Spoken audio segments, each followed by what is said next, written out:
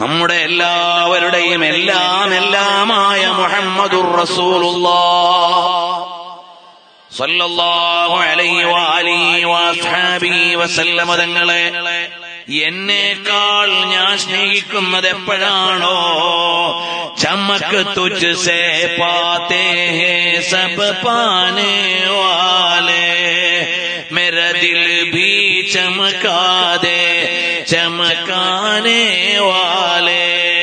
പ്രപഞ്ചം മുഴുവനും പ്രദീപ്തമാക്കുന്ന പുണ്യപ്രവാചകരെ, എന്റെ ഉള്ളിടം ഒന്ന് തെളിച്ചം നൽകണമേ.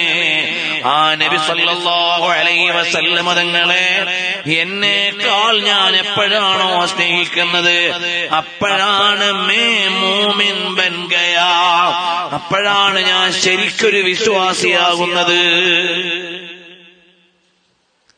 അതിന്റെ അർത്ഥം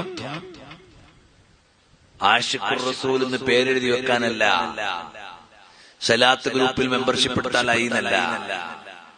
അതെപ്പോഴാ ശരിയാവുക?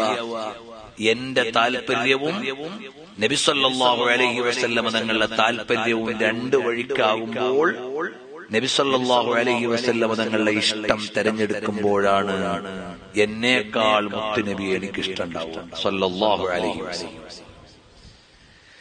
എന്റെ വിവാഹം വരുമ്പോൾ ഞാനിങ്ങനെ നോക്കി ഏത് കുപ്പായമാണ് ഇടുക.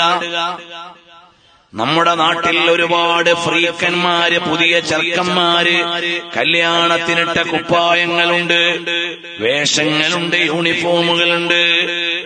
അതാണോ ഞാൻ സെലക്ട് ചെയ്യേണ്ടത്? അത് സെലക്ട് ചെയ്താൽ എന്റെ ഹബീബിന് ഇഷ്ടമുള്ളതല്ല. അപ്പോഴാണ് ഒരു യുവാവ് സ്വന്തത്തോട് ചോദിക്കുന്നത്, എനിക്ക് ഇഷ്ടം എന്റെ നബിയെയാണോ, എന്റെ താല്പര്യമാണോ? എന്റെ താല്പര്യം അങ്ങോട്ട് മാറ്റിവെച്ച് നബി സല്ലല്ലാഹു അലൈഹി വസല്ലമയുടെ താല്പര്യം സ്വീകരിക്കുക. അപ്പോഴാണ് ഞാൻ ശരിയായ മുഅ്മിനാവുക.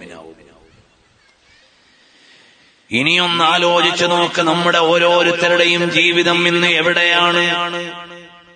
നമ്മൾ നമ്മുടെ താല്പര്യങ്ങളുടെ പിറകിലാണോ സഞ്ചരിക്കുന്നത്? നമ്മുടെ ഇഷ്ടങ്ങൾക്കാണോ പരിഗണന നൽകുന്നത്? എന്റെ ശബ്ദം കേൾക്കുന്ന ഉമ്മപെങ്ങന്മാരുണ്ട്, സഹോദരിമാരുണ്ട്, മാതാക്കളുണ്ട്, കലാലയങ്ങളിൽ പഠിക്കുന്ന സഹോദരിമാരുണ്ട്. മക്കളെ, സഹോദരിമാരെ, നമ്മുടെ താല്പര്യവും നബി സല്ലല്ലാഹു അലൈഹി വസല്ലമ തങ്ങളുടെ താല്പര്യവും രണ്ട് വഴിക്കാകുമ്പോൾ, ഹബീബായ തങ്ങളുടെ താല്പര്യം സല്ലല്ലാഹു അലൈഹി വസല്ലമ തങ്ങളെ പരിഗണിക്കുമ്പോഴാണ് നമ്മൾ ശരിയായ ഒരു മുഹിബ്ബായി മാറുന്നത്. അതിനൊന്ന് റെഡിയാവണേ മോളെ.